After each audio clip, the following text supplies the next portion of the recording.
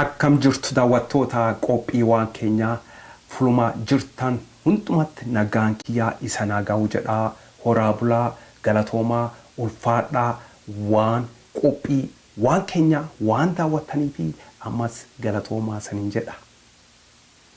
Har'a qophiiwwan keenya irraati kaasuu deemu waan artistii TPLF artist Qamaree Yusuf namooti isa jaallatanii jirtanii Sookee wamaamutii maal rakkoon hin jiru bare maal jedhanii wallaalaa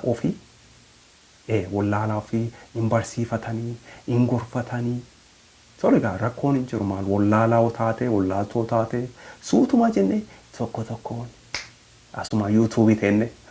hin barsiifata maal rakkoon hin jiru rakkoon galataa Ameerikaa galataa internetii galataa YouTube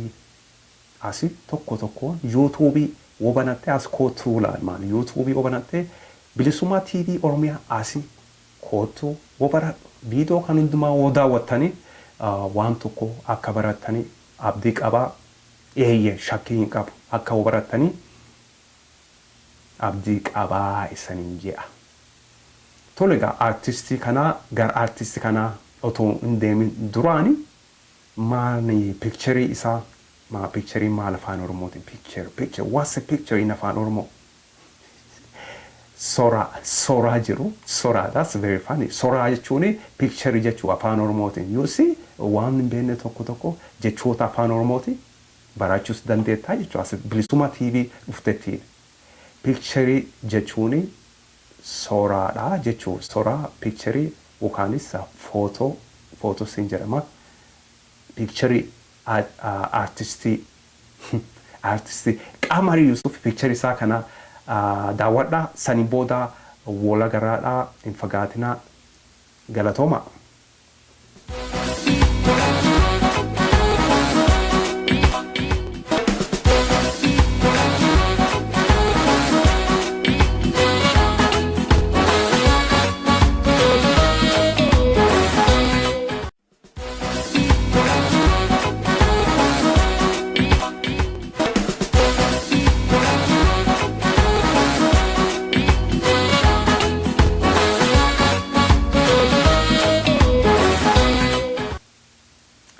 Tolega artistii Qamaree Yusuf video isaa kan taase tokko jira kanami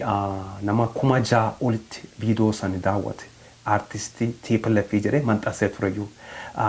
achi jalatti namooti tokko yaada isaanii manxasanii turan yaada comment isaanii manxasanii turan namooti baay'ee maal jedhu nu isa jaalannaa sabboona keenya maaliif isa tuxxaa maarree jedhu artistii garuu isaan maal jedhanii Qamaree Yusuf artistii TPLF mutii jedhanii naan hin morkin. That's very funny. Naan hin morkinedha. Artistii Qamaree Yusuf amma inni harka Tigree jiraadha. Maal jechuu kun maal agarsiisa hojjettanii artistiin TPLF kun artist Qamaree Yusuf nama erga namaa deemu dhaamsa dabarsu messenger jedhuun warrooti Amaara eenyu fayyadamaa turanii artistii Teddy Afro Tedros Kaasaawun waan jaalalaa sirbaa ture fayyadamaa turanis artistii Qamaree Yusuf artistii TPLF kana amma TPLF isaa fayyadamuu jiran isa erganii dhaamsa waan jaalalaa sirbaadha. Meelaala jara keenya. Isa erganii sabaa sablammoota maalii irratti stage irratti artistiin kuni waan jaalalaa sirbaadha. Afaani I think afaan Soomaliis hin beekna fakkaata afaani TPLF afaan Tigreetis hin beekna fakkaata Amaariffas beekaa afaan keenyas hin beekaa of course afaan Oromoo beekaa innis Oromoodha I believe is Oromoo sun shakkii hin qabudha garuu maal gootare nama bitatamedha nama bitatame fakkeenyaaf amma eenyuun Prime Minister of Ethiopia ka jedhan sun eenyu obbo Hayilemaariyaam Dassaaleny fakkeenyaaf amma isaa ilaala obbo Hayilemaariyaam Dassaaleny hangoo dhugaa hin qabatanii hin amantu ani hin amanu kun inni Hayilemaariyaam Dassaaleny hangoo waan tokko harkaan qaban isaan waan isaanii haasa'uu dhiisedha turedha hin beektan akkuma beektan an dhiisedha maaliif yottanii hangoo dhugaa harkaasaa hin jirtu isaanii nama bitatamee jechuu akkuma kunoo artistii afaan Oromoo artistii Kenya keenya ijoolleen jettuun kana artistii Qamar Yusuf akkuma sani Haile Mariam Dassaalany nama bitatamee Muktaar Kadir am baay'ee haasa'u keessa seenuu feene artistii kan wajjin turuu fedha. Garuu isaan hundumtuu nama bitatame garbichaa jechuun nama bitatanii abbaan fedhe beeni kana dubbadhuu magaalaa Amboo deemii kana jedhii I don't know. Amboo deemii Dirree Daawwaa deemii kana jedhii boodhanii nama erga deemee Tigreen ergattee deemee waan isaan jedhan qofa dubbatee ka galu. Qaayii keessa galee achi keessa burraaqee bashannan agasuma nama akkasiiti jechuudha. Gara artistii kiyyaa wajjin yaa turu artistii kana qabeera dhiisuu hin dhiisnedha. Gara artistii kanas woo deebine artistii Qamar Yusuf inni amma inni nama bitatamedha. Kuni gaaffii hin qabudha. Afaan eenyuun sabaa hawaasa Ugaadenii Swedenitti hawaasa Ugaadenii bashannanneessaa ture. Afaan Oromoo san raakin bana jiran ijoollee. Bashannansiisaa ture. Eessatti Swedenitti ture. Kanaafi amma keessumatti namooti Minneapolis wajjin jiraatan hawaasi Ugaadenii Soomaliin kun hin jiranii. I think Kanaadas Torontos hin jiranii. Achi jiraatan Oromoo taatan. Please deemati kaasatti isaa wanni qopheesse deemati laalati viidiyoo nuti waraabaa gaa Facebook irratti share yaa goonuti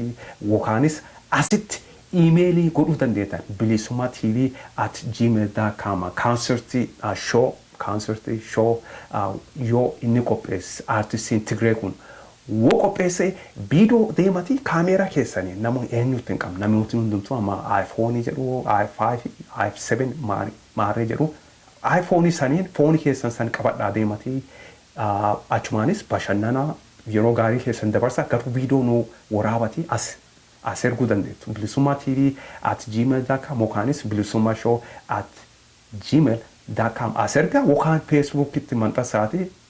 Facebook irratti argachuu danda'a no problem gaafii garuu gaafadha ati Qamar Yusuf obboleessoo bilisummaa kan kee harka kan kee jiraadha bilisa ofi baasii ati citizenii Kanaadaatiidha of gurguru dhiisii ati artist Qamar Yusuf wadaawachuu jiraatte ati yoom of gurguruu dhiistaa siin jedha obboleessoo akka nama tokkootti ati maaliif of gurgurtaa haga yoomi lameen kee 5,000 ol mana hidhaa jiran anaa motivee kana ka jedhe Amnesty Internationaliin Oromoo waan ta'an qofaaf namooti Oromoon lamiin Oromoo 5,000 mana hidhaa Maayikilaawii Qaalitti Ziwaay Maarree manidhaa Tigree keessa hidhamanii fannifamuu jiran Oromoon waan Oromoo ta'an qofaaf namaan jees qabeen namaan saamne nama tokko waan tokko nama tokko in saamne inni jeesne Oromoo waan ta'an qofaa fi manadhaa 5,000 ol Oromoon mana hidhaa jiraadha. Artist Qamar Yusuf kana otoo beektu atis Oromoo obboleessoo maaliif warra kana maaliif jala deemte maaliif ergaa isaanii deemta ergaa isaanii deemu dhiisii siin jedha. Namooti immoo lakki inni sabboona keenya maalittanii Oromoon isa jaalataa kanaan jettan artistii Qamar Yusuf isa Oromoon jaalataadha sabboona namooti naan jettan dhageeffadhaas ijoollee akka gaariitti na dhageeffadhaa artistii Qamar Yusuf uummati Oromoo dhugaawoo isa jaalate artistiin kuni maaliif magaalaa Amboo deemee qophii bashannanaa qopheesse maaliif kaansertii achitti hin qopheeffanne woo Oromoon dhugaa isa jaalate sabboona Oromoo woo ta'e maaliif magaalaa Amboo woo fedhee Dirree Daawwaa keessumatti naannoo sanii namooti afaan Soomalii beekan innis afaan Soomaliis hin beeka achi deemee maaliif qophii bashannanaa hin qopheessin artistiin Tigree kun artistiin TPLF artist Qamar Yusuf sabboona woo ta'e Oromoo woo isa jaalataa hojjanaan jettanii maalti isa dhowweree magaalaa Amboo fedhe deemee ofedhe Shaggar keessa ofedhe Sabbataa Burraayyuu gala magaalaa fedhe naannoo fedhe deemee Wo fedhe Wallagga deemee fulaa fedhe wo fedhe Asallaa wo fedhe Hawaasa deemee fulaa fedhe deemee qophii bashannanaa maaliif qopheesse uummata Oromoo yaamee maaliif hin gammachiisne yoo dhugaa Oromoo isa jaalate maal rakkoon maaliif qophii bashannanaa Amboo deemee maan qopheessin wo dhugaa Oromoo isa jaalate wo sabboona Oromoo ta'e maaliif qophii bashannanaa biyya achi Oromiyaa keessa magaalaa tokkotti maalti isa qopheessu dhowwee isaaniin jedha ijoolleen isa jaalatan maal rakkoon maali wanni dhugaa sabboona ta'e eeyyee galatoomaa qophii har'a waan keenya kana fakkaataa isa wajjin ka ture an keessummeessi keessan wayyeessaa ture ulfaadhaa sanin jedhaa horaa bulaa galatoomaa. Thank you very much. Nagat. Bye bye, everybody.